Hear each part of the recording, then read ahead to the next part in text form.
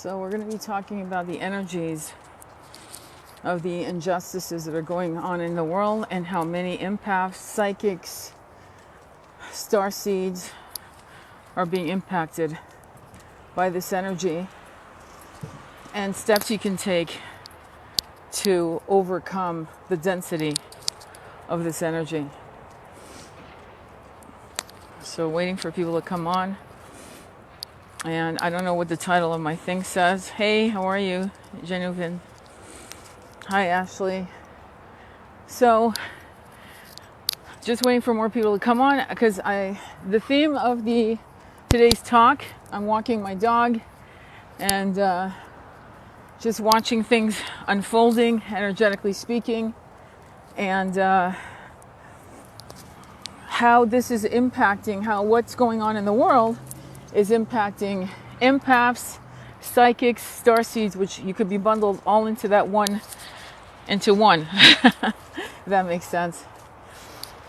And so waiting for more people to come on so we can talk about it and get some wisdom into what to do. Thank you for the heart, twin. Thank you. Very sweet of you. Because what most people don't understand, and this has been a problem throughout our incarnations on this planet, is that what affects one affects another. There's a wonderful African saying, it's a concept called Ubuntu.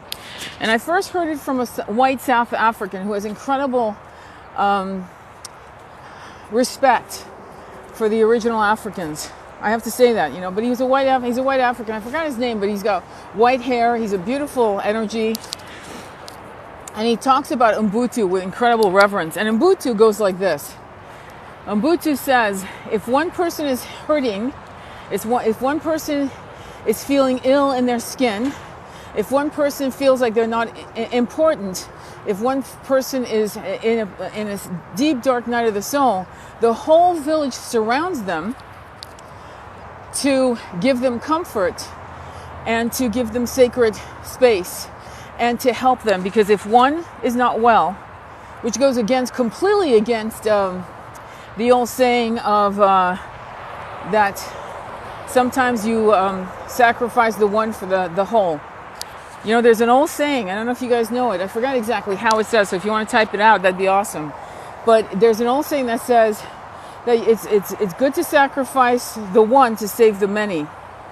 And Ubuntu goes directly against that concept. If one is hurting, then the whole village stops what they're doing to circle that individual, because each one of us is connected. We are like the sequoia trees in California. I don't know if you guys know about the sequoia trees, but up in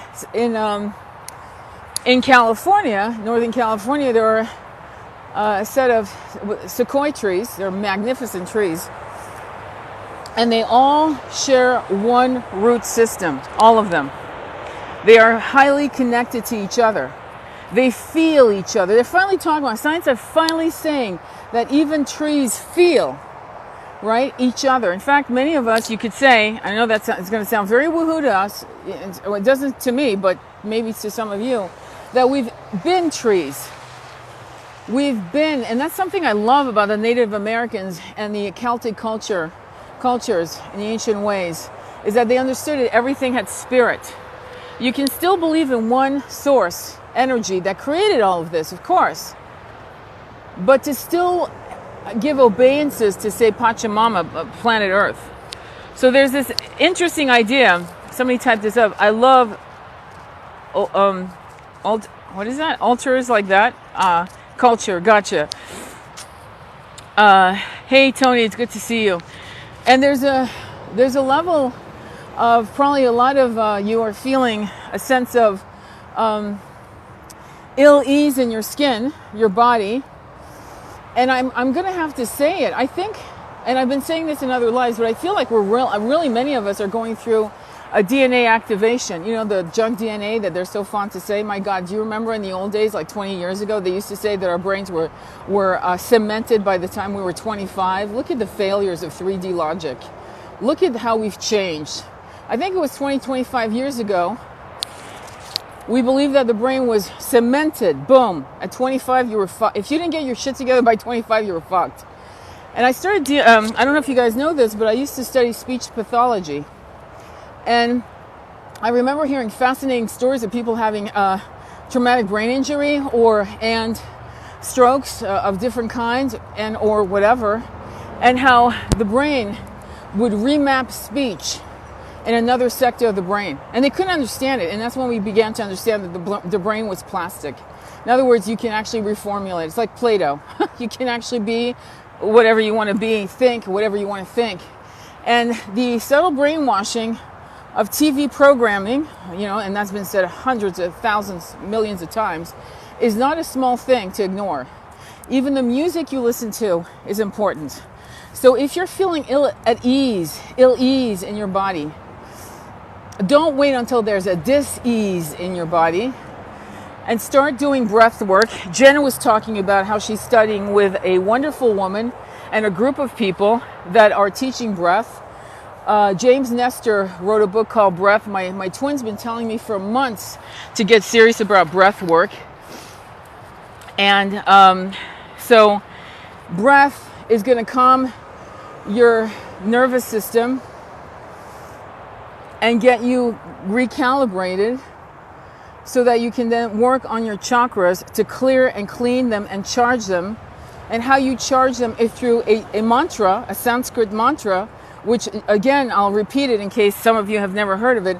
NASA Jet Propulsion Laboratory considers Sanskrit a mathematical language because it is so precise that they use it to code AI. It's on their website. I checked it out this year. I think it was back in September. I checked it just to see, is that still a truth? And it is. So if they're coding AI, what do you think you're going to be doing chanting a Sanskrit mantra to each of your chakras? Because let's be honest, what's going on the planet is really fucking a lot of you up. In other words, you might not be watching it because you want to protect your energy, but you're feeling it. And that's what people don't understand. Just because you don't see it, you guys who are psychic, empaths, starseeds, you feel it. You know, it's an unspoken knowing. And you've got to honestly respect that gift, whatever, tool, gift, whatever. I hate the word gift because it kind of feeds into our ego. But let's just say you're, I'm lost for words today. But anyway, I started working on the chakras every morning before getting out of bed. Beautiful. That's exactly. My mantra is, I am at peace. I am peace. Beautiful, Jen. Yes, we do this monthly at work. It's beautiful. Is that where we feel like we were walking outside of our bodies? Yes. You should have to listen to listen to this. You should listen to the song Whispers by Isla. Oh, I love Isla. Good for you. Totally. It's a beautiful song about trees. I love trees. I've been drawing trees since I was 5. One of my memories of living in Europe when I was a wild child is climbing this pear tree. I'll never forget. It was an ancient pear tree, and the pears were all ripe and ready. Some of them, you could feel the perfume hitting you from below. We were all climbing. Imagine all these kids, about between 10 and 12 years old, on that tree, right? Eating fruit, and pear juice just dripping down our faces, and just pure joy. And I remember also doing that with cherry trees. There's something about when a society plants fruit trees for the hell of it. Right now I'm walking in a very heavily populated area, and every tree I'm walking by, I love trees, don't get me wrong, has no bearing. It will not bear fruit. It will not bear plums. It will not bear apricots nor apples. It will not bear lemons. And yet, this is an area where it could all year long and feed people effortlessly.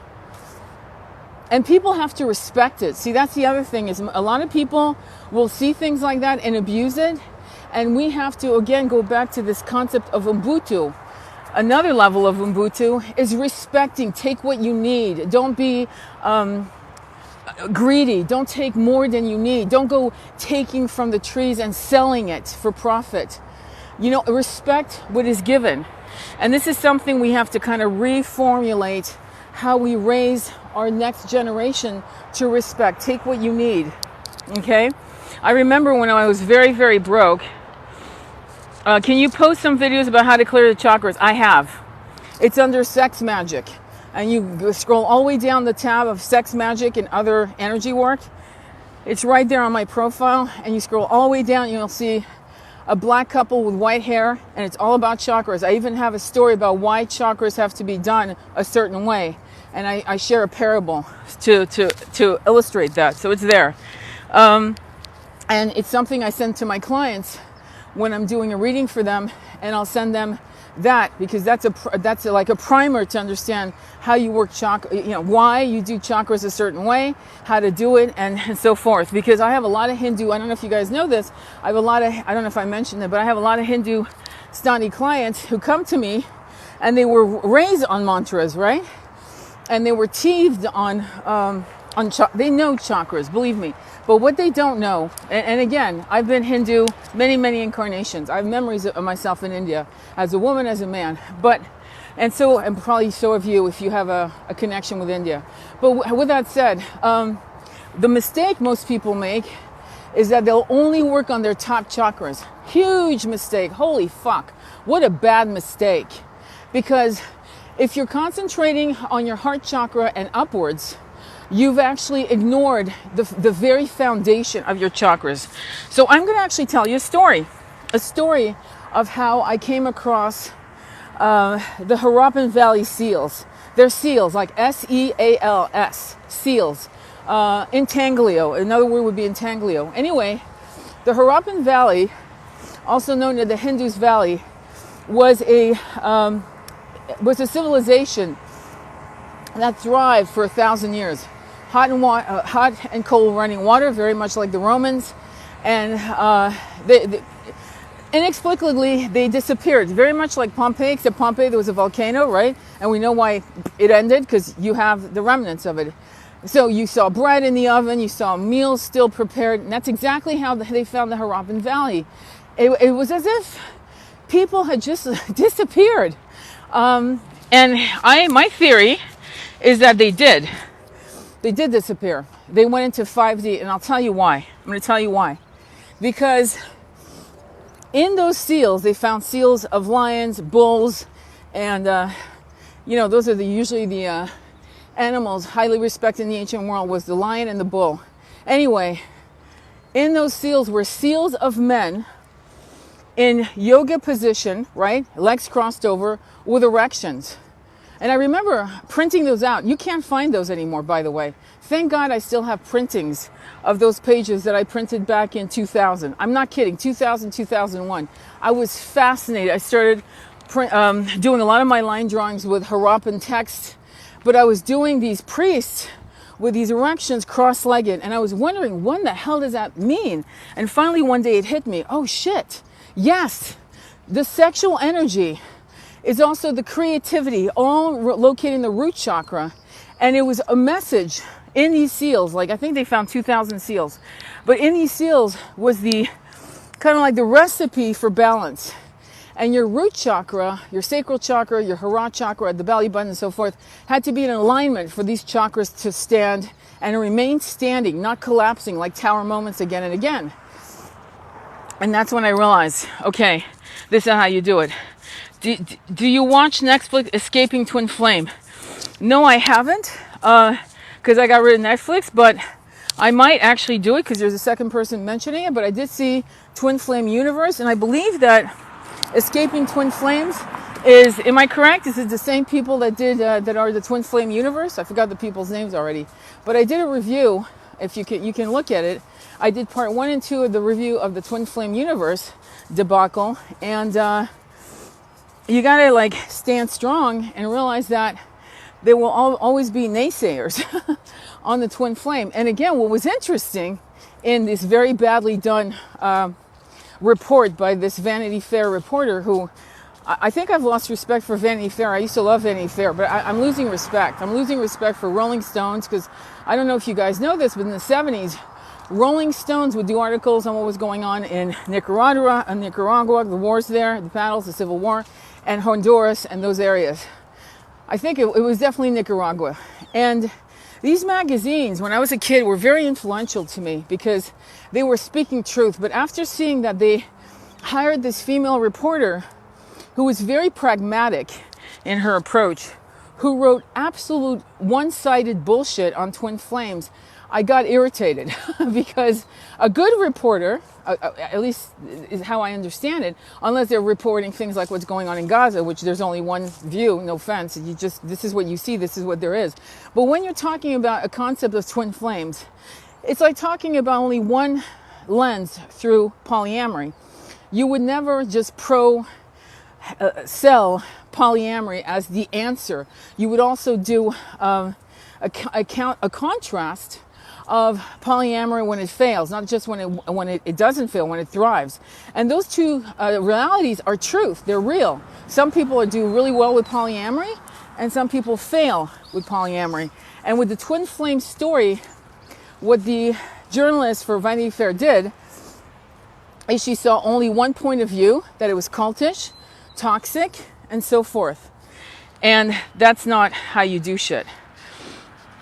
So it's going to be important for you guys to realize that the battle is real and it's ongoing. The fact that she never brought up Plato, she was saying she was researching twin flames. I'm like, bullshit. Bullshit, because there are people like Cassidy, there's people like Twin Ray with Mel Brandt, there's people like Ulf of White Wolf. There's all kinds of fucking people out here that have been doing this since at least 2014. Okay, I'm just giving you a date I can really hang my hat on with certainty. Since 2014. So for her to say she did research, she only did research on Twin Flame Universe, nothing else. And that is a myopic, almost cruel, mean-spirited, because she wasn't asking about the truth of twin flames. She was asking about the truth of twin flame universe. And they didn't really make that clear in that show. Okay? Jeff and I didn't want to, thank you. Jeff and Shalea or whatever. I don't feel good watching TV anymore. Yeah, why should you? It's garbage. The only show I watch, here and there I watch movies, I'll be honest, because with the stuff going on, there's a couple of movies I watch, like a movie I highly recommend, especially it'll give you something to understand about what's going on with the Crusades in the Middle East, and you should really look at it. It's called Kingdom of Heaven, directed by Ridley Scott, who's one hell of a director. He's one of the best directors of this age. And he proved it with Gladiator, the movie Gladiator, if you guys ever saw that, and you would love it. It's absolutely fantastic, and it's even-handed. Does that make sense? Liam Neeson is in it. You've got some eye candy for boys and girls, so it's all good. Well done. But it also was buried alive because when it came out, 9/11 happened. So it was like, oops, you know. But yeah, check it out. Kingdom of Heaven. Gaia TV.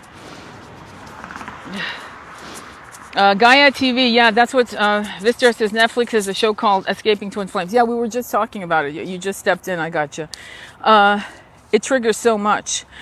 It's hard to watch TV for me, but I caught most of it. The show made me cringe. I watched it from beginning to end. I did not get off my seat, except to take a tea break or a pee break, whichever break. But I watched it because I wanted to make sure I got the whole essence of it from beginning to finish, right? Because I wanted to report back to you guys.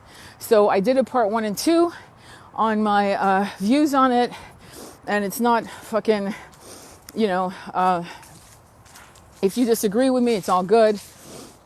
I have no problems disagreeing with me as long as they're not mean-spirited about it, you know? When people get kind of weird with me, I block them. I'm just being honest with you because I really don't have time for bullshit. I'm more interested in somebody who's so fucking depressed that they need support. I'd rather spend my time on that than arguing the finite points of twin flame journey and advocating for it. It's like, if you don't believe it, just keep scrolling, you know? It's all good. Go. But let's get back to the energies, because the energies that are attacking you guys isn't attacking you, though it could be actually. Let me back up on that comment. You could be attacked. And I'll tell you why. Because as you're going through the ascension and you're stepping into your light and you're really being all that, you're being that badass soul in the human experience, There are other malevolent spirits. And guys, if you've ever played with Ouija board once or twice in your life, you know I'm not bullshitting you. There are malevolent spirits that step in. There are spirits that do not understand boundaries of the human experience. And those are the ones stepping in, because the high level souls, light beings, angels, you got to give them permission to step into your field. Did you know that? That's the difference. You got to give them permission to step into your field, to protect you, to give you counsel and so forth. The trolls in spirit form will come in and fuck with your reality. So with that said, now that we understand that, many of us are being attacked. You're going to have nightmares. You're going to see things that are nightmarish. And it's real. And I had that happen recently. And I basically said to the energies coming at me while I was sleeping, get the fuck out of here. You're not allowed here. Get the fuck out of here. And then I called on the 5 archangel, Angel Michael, Angel Metatron, Raphael, Gabriel, and Ezekiel. And I protected myself, my twin, my son, and not in that order, and my animals. And then I flopped back over on my belly and went right back to sleep. I've said this many times, but I'm just sharing that again in case you guys didn't hear it. You know what I mean? You might have missed a live where I said it. So this is happening. This is real. And the reason is because the promised land is a majority of us ascending to 5D. And in these bodies, right? Because some of us might pass before we go to 2032. The promised year is 2023. My twin and I were talking about the 5-year window spoken about. And again, I'm paraphrasing the conversation, but we were talking about the fact that it was said that we would go through 5 years of darkness, right? And he said, well, I guess we're starting. I go, no, we started in 2020. He went, what do you mean? I go, when it started when COVID hit, when we went into lockdowns. So we're at year 3. And he went, huh? And I went, yeah. And he went, you might have a point there. I go, by 2025, we should be out of the woods, okay? And in full grasp of a new power within ourselves and the collective. And I'm going to read this to you because I love this. Some comments in this live were filtered to protect the community's experience. I love it when I fucking trigger people because it shows me that if it makes them feel weird or angry or twisted up inside of themselves, that what I'm saying, this is positive energy, that we're winning and they're stepping in to make vile comments, so vile that TikTok is protecting you and me, then I guess we're on the right track. And there comes back the Ouija board analogy of some of these very dark, nefarious people who are also used as vehicles for some of the negative troll-like comments that are made across light bringers, by the way. And you are all light bringers. If you bring joy to the world, in whatever capacity you do, then you are a light bringer. And that means you are counterproductive to the plan for us not to ascend. Okay? And it is a real plan. So far, we're kicking ass and taking names. And we're moving forward. And so one of the problems that I see with a lot of you, because you're so loving in your hearts, it's so beautiful, that you're afraid, and I think I've repeated this many times, but I'm going to say it again. Many of you are afraid to ascend without the people you love. You are looking over your shoulder. And they just gave me the story of, oh shit, I forgot his name in the Bible, the Old Testament. And again, I can't explain some of these downloads except to say I'm not Christian, which is, there's nothing wrong with being Christian. I don't follow any particular religion at all, but I prefer one over many. But I think it's because I was a nun in Italy in the 1600s, 1700s. But anyway, that's probably why. But the Job, I think, or was it Job, where he turns around, he's leaving Sodom and Gomorrah, and him and his wife, and they're saying, don't look back, don't look back. And he does, and they turn to salt. So that was an image they just showed me. So what I'm going to say to you is this. You are much better ascending, climbing the Himalayan mountains, being on the very top pinnacle of your ascension, and then throwing down ropes and ladders to your beloveds, your people, And you have to remember, you are with a part of your soul tribe, not your whole soul tribe. You've got soul tribe members that have not incarnated in this incarnation, right, in this timeline, and they're on the other side, and they are guiding you in some capacity. You've got ancestors from other bloodlines and lineages that are on the other side. You've got ancestors you've yet to meet because you've not had those future lives yet in different planets and dimensions that are there, that know you, and where you've done this game before with them, and they're waiting for you for the new incarnations you're to take on. So you need to be more expansive, you know, in your thinking. We are winning, exactly. So any comments or questions? You guys understand what you need to do. Working on your chakras, breathing exercises. The book is called Breath by James Nestor. And ask Jen on our Discord about her class that she's taking on this energy if you want to. And any other comments or questions. And let me see. What will happen if next time I ignore my twin flame? I don't know. I can't answer that because your situation is not everyone's situation. I can't tap into your energy like that because it would be a lie. It depends. You know, some people might be a good idea to not give twin accessibility to that level. Again, don't confuse that with blocking your twin. And some, you know, some people need to not ignore. So there's a lot of moving parts to this. It's not just a one shot deal. Does that make sense? I don't think as much of my TF. Yeah, that happens. It might be that you're going through your own journeys and you need to not think about them. I went through that. For 27 years, he would come into my thoughts here and there, but it wasn't my whole entire existence, you know. I was married, I had a child, I had a life. And it wasn't, there was no need to continue thinking about him in any sort of way, if that makes sense. So I'm not surprised. Again, remember, we all have thumbs, but our thumbprints are different. It means our experiences are very complexly different from each other.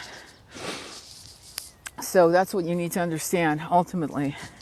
I think that I want to ignore him for myself. Okay. Yeah, well, again, like I can't answer that, honestly. There's questions I want to answer because I could really fuck you up by answering it. And it could be the completely different answer that you need. And that's why when I do readings, then I give the answers because I know exactly what is being downloaded to me, what I'm seeing, what I'm getting for the particular client.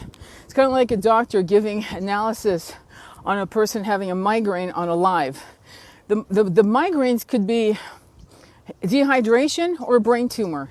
And for anyone to give a diagnosis without a proper understanding what the client needs, it's insane to me, but people do it all the time. But it's not fair, not right, and it's not okay. So I don't do it. Does that make sense? So that should answer that question, right? So can you imagine if a doctor diagnosed people with a migraine? Oh, it's just dehydration. Just drink more water. And the person has a tumor. It's a completely different diagnosis. But people do it. I reach out to mine and send him love. I feel he's still healing. Yes, Tony. Absolutely. I'll call you or I'll text you sometimes. So I reach out to... Okay, I'm sorry. I already read that. Okay. Any other questions or concerns about the energies going on in the planet right now? Anything attacking you, I can talk to you about that because... that's something many of us are going through. It's no joke. It's a collective attack to many of you light bringers. And also pay attention to the numbers because the numbers you're seeing are heralding new things. Does that make sense? All right, hang on. Let me take off my ear set. It just started echoing, which I hated. Okay, so does that make sense?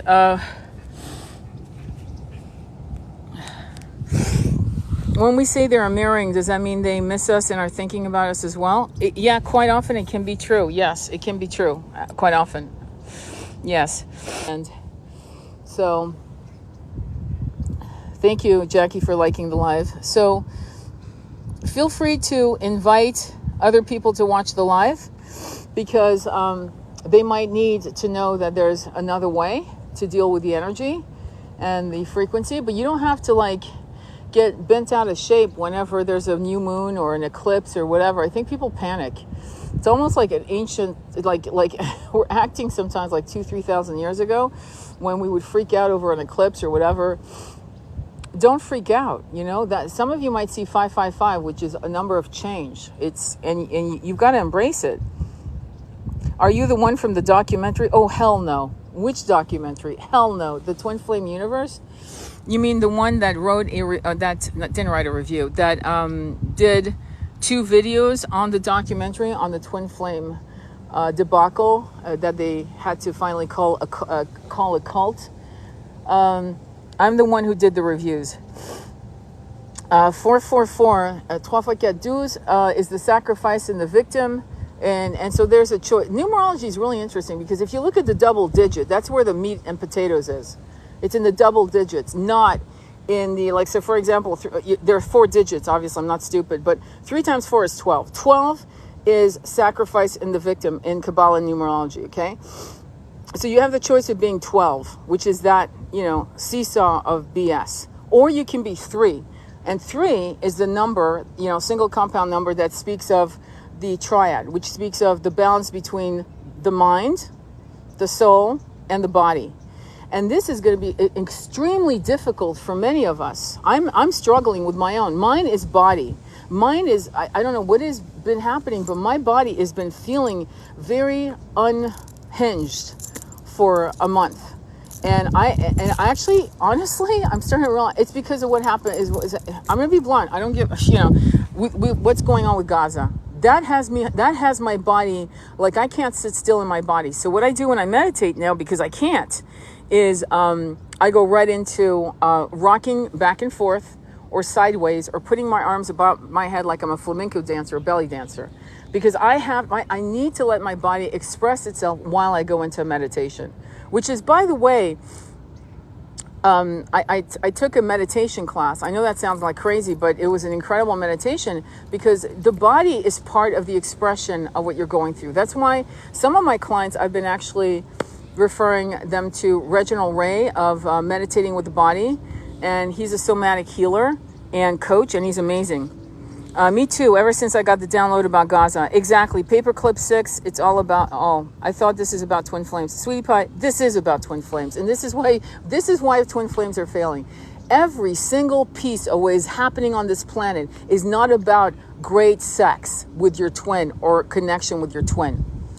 Every move we make, every step we take, if we are in alignment with our mission as souls. And the twin flame is a trigger. The twin flame is the key that turns the lock of being asleep, okay? And all of it is like a waterfall of self-realization. And people who don't get that don't go into union, because they're chasing the nectar and not the mission. And when you chase the mission while your twin's going the opposite direction, the minute you hang and hold on to your mission, I know this for a fact, because every twin flame in mission is in union, as I am, as in Ulf, as in Mel Brand, as in Cassidy. Who else? There's other coaches that are in union, but they're in mission. And they were in mission first before they came into union. Everything matters. And I had been talking about Ubuntu. And I'm definitely going to upload this on YouTube for those of you who have missed, because I don't speak linearly. I'm not, if you want a linear thinker, I'm not that girl. I'm the girl that talks about Gaza, twin flames, cultish behaviors, being attacked, our mission, how to work on your chakras, meditating, breath work, all in one live. I can't just talk about let's remodel the bathroom. You know what I mean? That's not how I'm not wired that way. So I'm not for everyone. And there are wonderful twin flame coaches that will stay on the path. They will not color their hair different. If you meet them as a redhead, they will be a redhead till the day you die. Me, I'll turn my hair rainbow, purple, green, red, brown, blonde, whatever, throughout this incarnation, because I want to evolve as a spirit soul in the human body. So everything connected is connected, because everything is connected in life. Yeah. One reason I like Kundalini yoga. Exactly. I only achieve mindfulness meditation through dancing. I got you. So I hope you understand. Oh, thank you, Tuber. That's very cool. Thank you. But you have to keep going. The mind is an active monkey. And if you let your monkey mind run amok with ridiculous negative thoughts and despairing for your twin and the nectar left behind, then you're going to add more suffering to the suffering you always have. I was just talking to a client this morning, and I was saying, well, the pain is never going to go away in the way that you think, okay? But the pain will be bearable. And I always use the analogy of the pregnant woman going into labor. And so here she is in labor. And from what I've understood, labor pains are so extraordinary that most human beings can't handle it, especially most men. The idea of that kind of level of velocity of pain. But because the woman, this pregnant mother, is about to give birth, she becomes transcendental to the pain. And the point of the energy work I teach with my clients all over the world, I don't care if they're from Dublin, South Africa, Australia, the Americas, and Europe, and even Japan, is that they realize that once they become transcendental to the journey of the twin flame, desperate, despairing, grief, dark night of the soul, that it becomes bearable, they transcend it, and they walk into their mission. And that's exactly what many of you will do.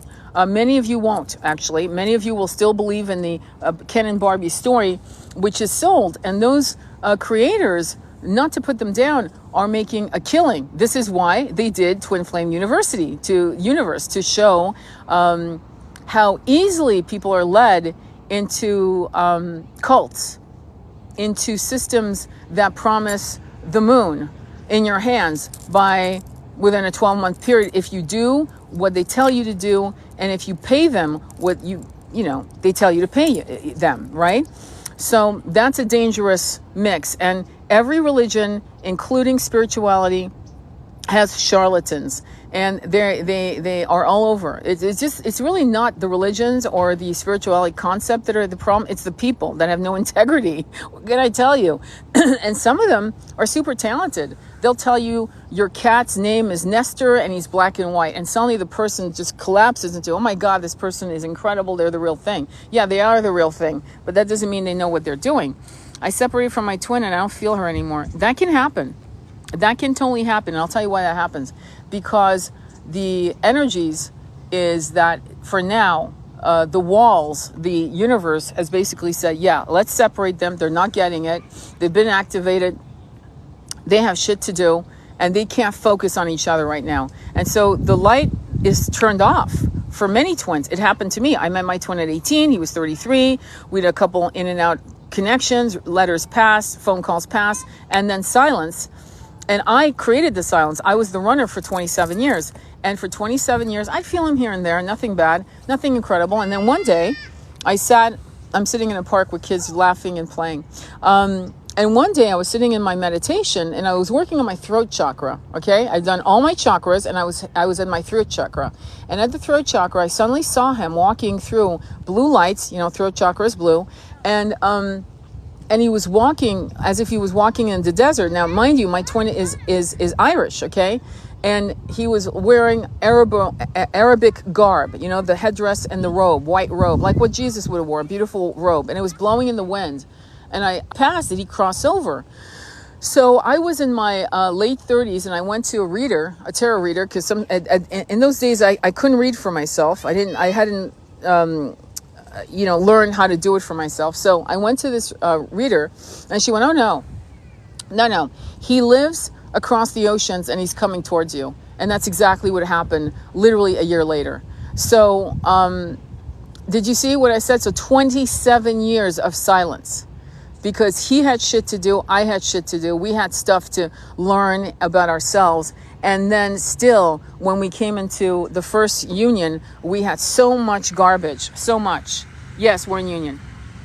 I felt amazing when I met her. So did I. When I met him, the first time I saw him, I was in Florida, in Bal Harbor, okay? We were staying at the Fontainebleau Hotel, which is a famous hotel. And it was the 1980s. And I saw this incredible, gorgeous man. He was 6'3", built like a brick. Just unbelievable. Freckled all over. And he had a headdress, an Arabic headdress, because he was bald. He shaved his hair. So when I first met him, I saw him, and I was walking with my mother to the beach, and I turned, and we both recognized each other instantly. And he nodded his head to me, and I nodded his head thinking, it's beautiful, man. Wow. And then he kept on going. I kept on going. And a day later, I was on the beach coming out of the ocean, and he remembered I was wearing a white bikini, and he was staring at me, and we stared at each other for like 3 fucking hours before he finally got up, walked back at me, and said the most inappropriate thing. And then I said, hell no. And he laughed and sat down and plopped next to me, and we started talking about the Bhagavad Gita, spirituality, reincarnation, vegetarianism. This went on until midnight. I kid you not. And so we never had sex. So that was the first meeting. And did you notice? We never had, and now I'm not judging you guys who did. I'm saying for me and him, that was how it's supposed to be. And we never had sex, but the conversations were so spiritual. Even though sexually we were very drawn to each other, we did not kiss until the last night before I went back to New York. And he came from New York. I didn't even know it. But we started corresponding a little bit here and there. But again, I was 18. I didn't really know anything on that level, right? I knew there was a soul connection, because even then I knew about spirituality on that level of reincarnation, connections, and so forth. But I did not understand the concept of twin. And that did not come until much later when we reconnected in 2008. And he sent me a book on Brian Weiss, Many Masters, Many Lives.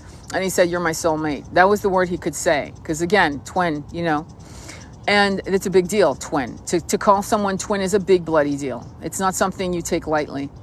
And it took us years for us to recognize what it was. So that's kind of my story. And we're in union now. Why? Because he got his ass kicked, and so did mine.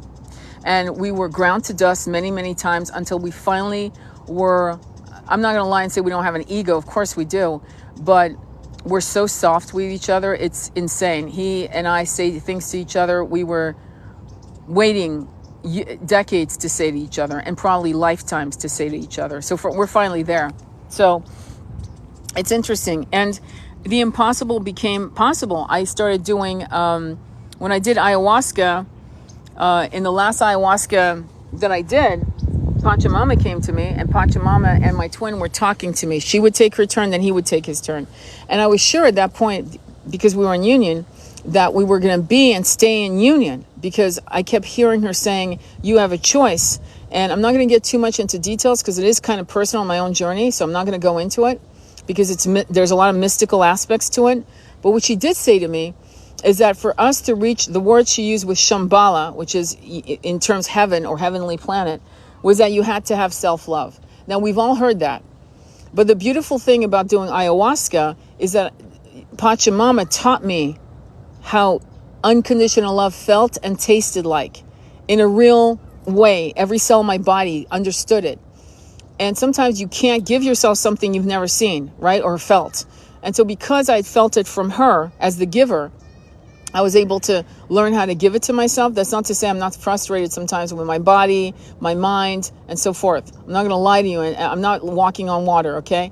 But what I did find is that she had shown me that me and my twin were going to be in union.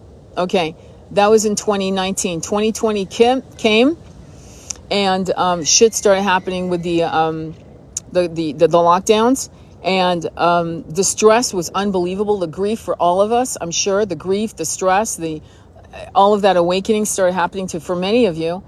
For many of you, it started back in the 2015s and 17s. But anyway, and that actually broke us up. There's a lot more in that created that separation. But to be honest with you, I thank God we separated. Every day, believe it or not, even though I went through the dark night of the soul and I had to find reasons every day to get out of bed. I did not want to be in my body anymore. I couldn't fathom it. But I had soul contracts. I had a soul contract with my son. I had a soul contract with my mother. I had to help her cross over. I had to help my son come into his power and to come into his beautiful true self, or else he would have taken himself out. Believe me, the grief of losing his father in 2020 through a heart attack damn near destroyed him. But it brought him into the spiritual path of his psychic abilities. And so, long story short, when you don't feel your twin, is my point, going right back to that question, I don't feel my twin anymore. You're damn right. You got shit to do. Does that answer your question? I mean, that was a long way to, but I had to kind of give you a foundation.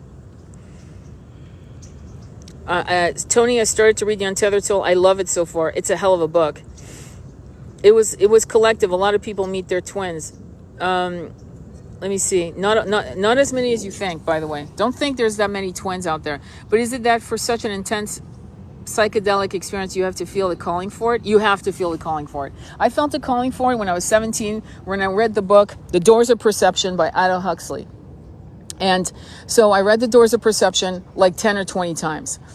And by Aldous Huxley. And by the way, Jim Morrison had read that book probably more often than me, and he came up with the name The Doors, Jim Morrison, The Doors, from that book. I don't know if you guys know that. But anyway, the book is about Aldous Huxley taking mescaline and also LSD, and he's got people writing about as he's going through the experience and writing that experience, writing what he's going through, seeing and so forth, and feeling, right, about the portals of his 3D brain opening. Anyway, when I read that book, I went, oh my God, I've got to find my shaman. And literally, 40 years later, I met my shaman, and I was hell-bent on finding a reason to continue in this incarnation, and I was not happy already with the whole system. I've never been happy with the infrastructure. I'm a starseed indigo, or you might call me. I came in with a lot of grief already. When I was very young, I came in born awake and in grief of what I was seeing happening, the injustices. And I was born during the time when I was a child, watching stuff on Vietnam and seeing actual real clips of some of the butcheries that we had done to the Vietnamese people. And going back and forth also what was going on to the American GIs and what happened to them psychologically speaking and emotionally.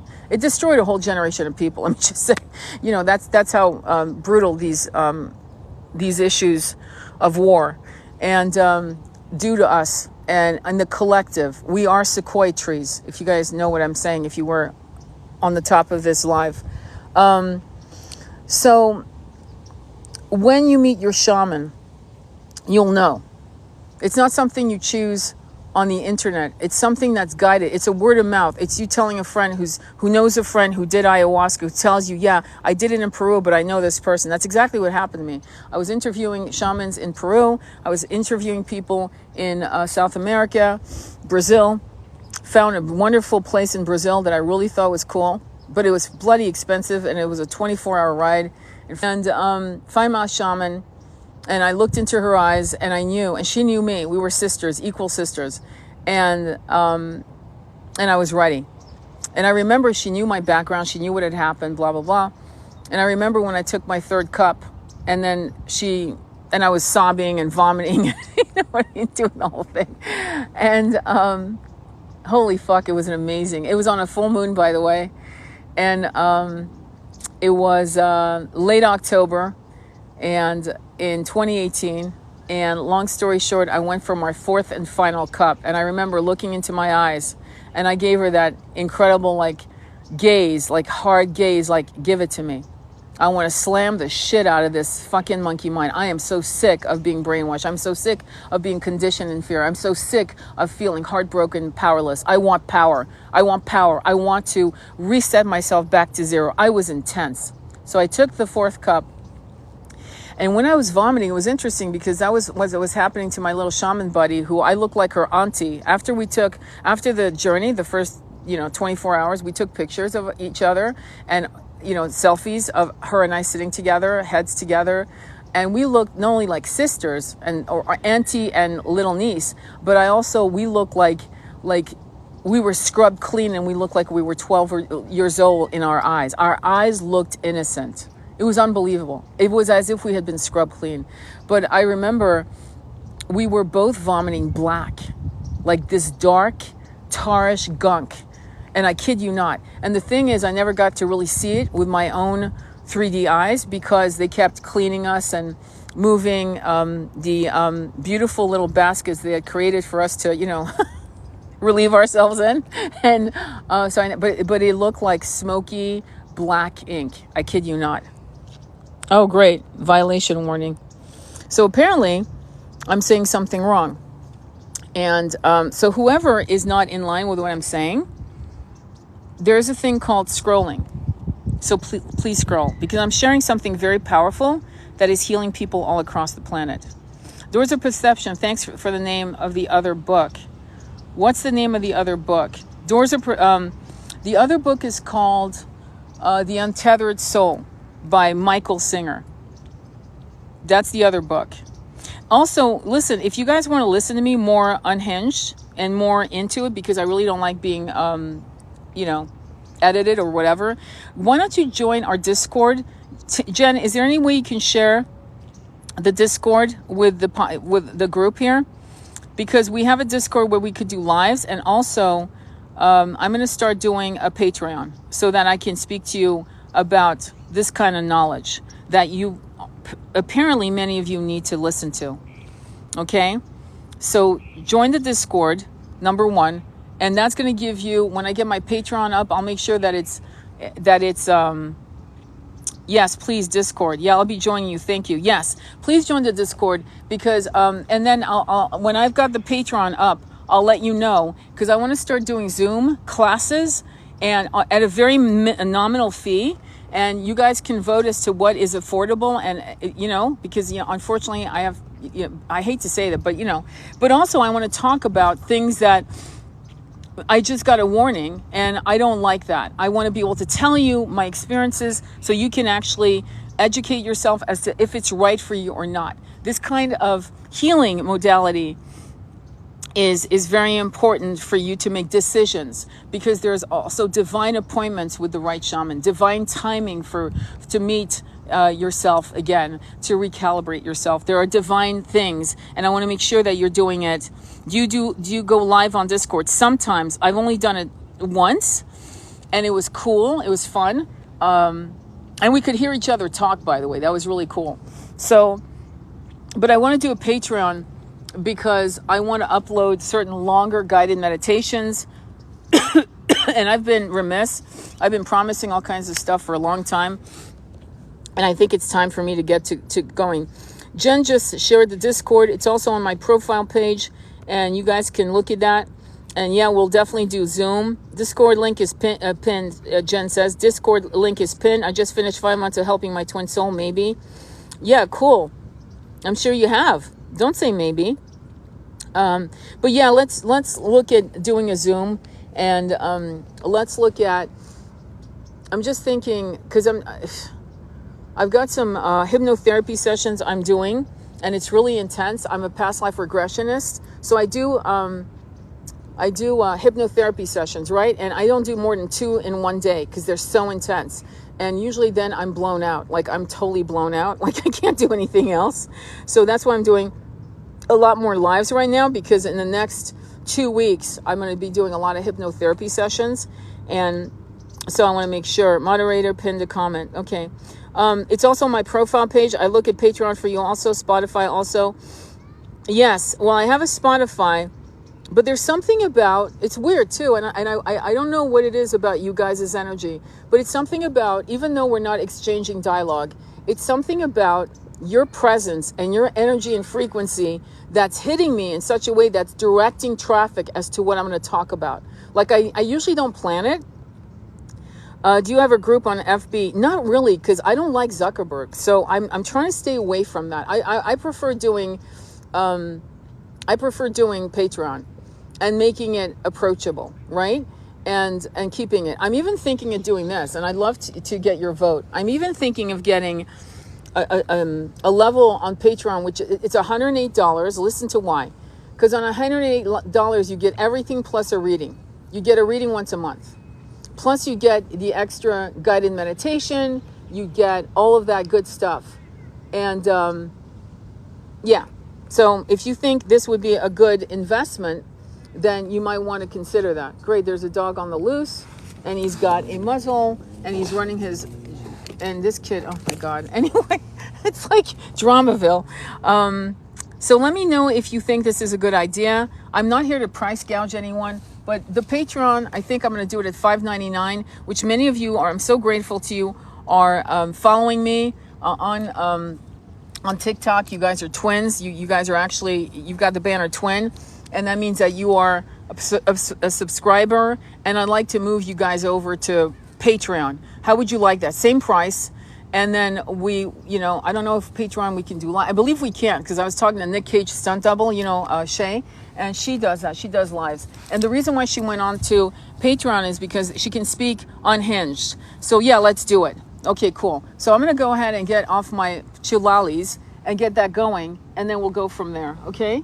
But ultimately, I want you guys to get knowledge, and I want you guys to feel the calling. It is not something you just do for the hell of it because you got money. Money, I hate to say this is the only time you'll ever hear me say that. Sometimes not having money and you really want to do this shaman is a blessing. You're being protected from yourself. Okay? So will you still go on live on TikTok? Yes, I will, but of course I always will. But I just got this warning, and I'm not sure what that was about, because I don't think I said anything wrong. I didn't insult anyone. I was just pouring out knowledge and my own experience. So I'm not sure why people would do that. I think it's mean-spirited, because I've seen some pretty vile things on TikTok that's allowed, and so I'm not sure what that was about.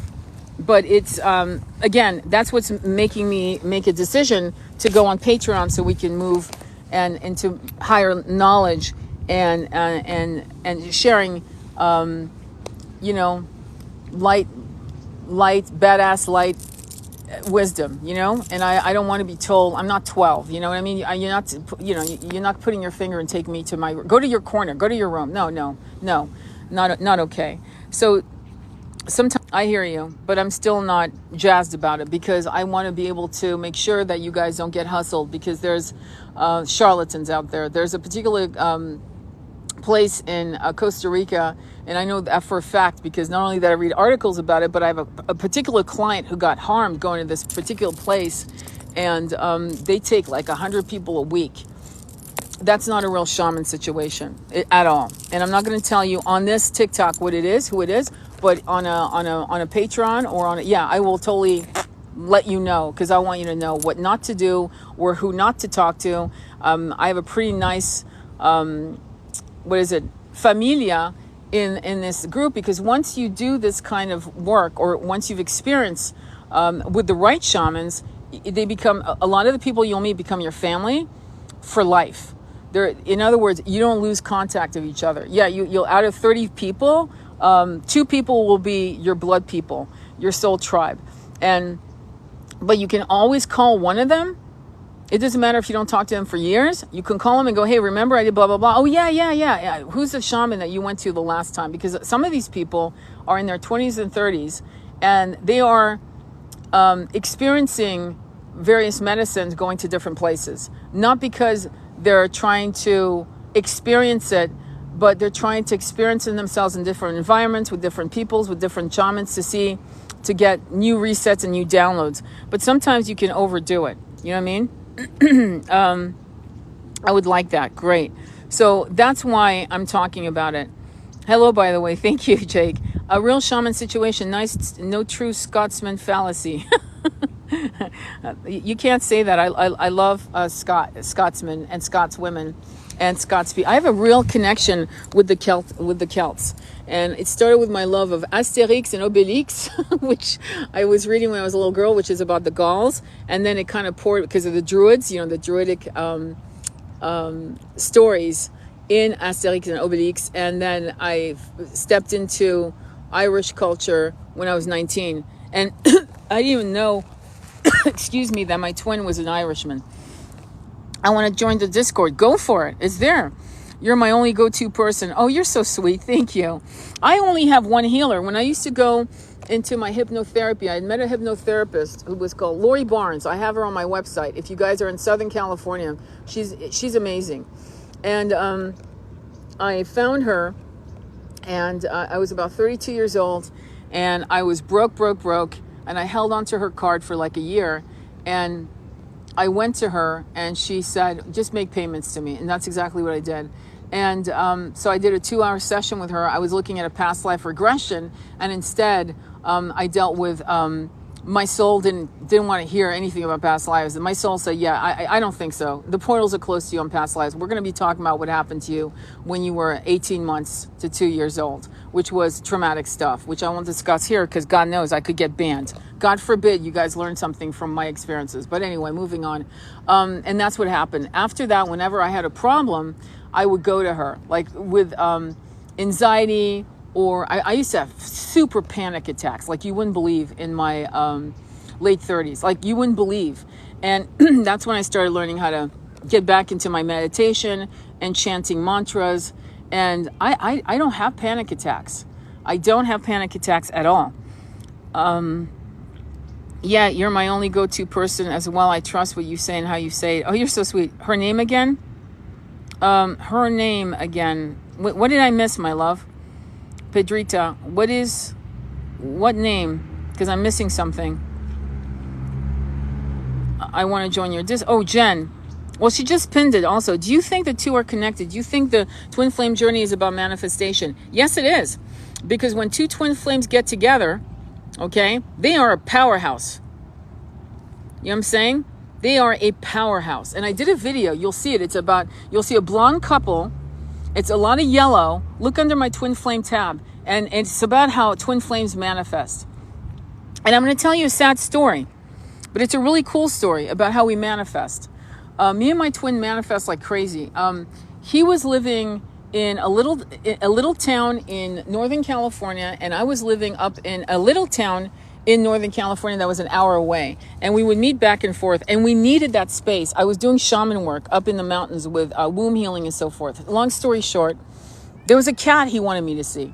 He said, this cat's amazing. This cat's gorgeous. It's like a feral cat. And his neighbors had 2 German shepherds with a wooden fence. And it was clear that they were not getting enough food and water. So my twin would take any leftovers, like black beans, like whatever the hell, black beans and rice, because we're vegetarians, and he would feed them under the fence, and they would eat it like crazy, right? Anyway, one day we're walking, I visited him, and we were walking, and he goes, there's the cat, and it was a beautiful blue, Russian blue, short-haired, with gold eyes, gorgeous cat. This was a neighborhood of houses. This was a huge neighborhood, huge, with houses all mapped across this river. Okay, small river, very narrow river. Long story short, I hear an animal in the bushes. It's like midnight, and I'm tired and I'm lazy and whatever. And and I didn't know this, but it was the cat in our yard, of all yards, in our yard. And sadly, because our energy was not in the right place, the cat tried to escape through the fence with those dogs, and they killed the cat. That morning, I got up and I saw the cat dead. And we went to bury it in the river. But I turned to him and said, do you realize that our energy is not a match? Because that cat, of all the yards in this neighborhood, all these houses everywhere, this cat that fascinated you, that I got to see, came onto this yard of all yard. And because our energy is screwed, it died. It was like we had manifested it, and the message from the universe was that you guys are screwing up. You're not stepping in your light. And so that was the message. But anyway, so I think my phone is going to die, just so you know. I tend to do that sometimes and I get cut off. So I'm going to leave it at that. And yeah, I'm going to go ahead and do the Patreon. I'm going to get off my duff and do it. And then we'll go from there, okay? Because I can see my phone dying. All right? Sending you much love on your journey. All right? Take care. Namaste. Be well. Bye.